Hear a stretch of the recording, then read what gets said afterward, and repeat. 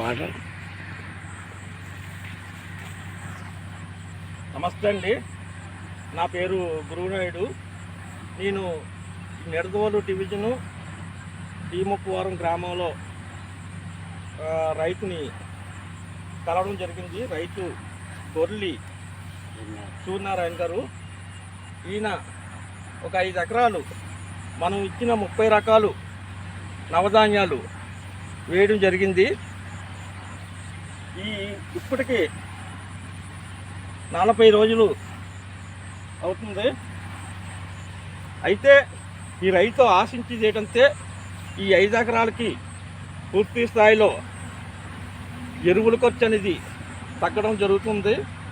అలాగే పంటకి భూమికి కావలసిన పోషకాలు అందుతాయి. అలాగే వరి తుఫాన్లకి వరదలకి ఎటువంటి జమక్కుంటా బాగా ఏపుగా టెంపర్గా నిలబడి ఉంటుంది. దిగుబడి శాతం అనేది గతంలో కన్నా ఒక 4-3 బస్తాలు వస్తాయని రైతు ఆశించడం జరుగుతుంది. అలాగే రైతుకి ఈ ప్రకృతి వ్యవసాయం చేయడం వలన ఈ 30 రకాల నవధాన్యాలు వేయడం వలన ఎకరానికి 10,000 నుండి ఒక 15,000 పెట్టుబడి అనేది తగ్గడం జరుగుతుందని రైతు ఆశించడం జరుగుతుంది. అలాగే తనకున్న పశువులకి కూడా ఈ పచ్చిరొట్ట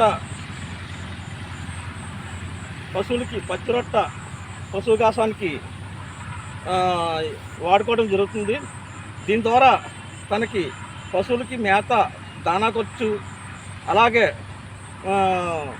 పశువుగాసానికి నెలకు ఒక 5,000 నుండి బాగా మిగులుతుంది. పాలు వెన శాతం బాగా పెరుగుతుందని రైతు ఆశిస్తున్నారు.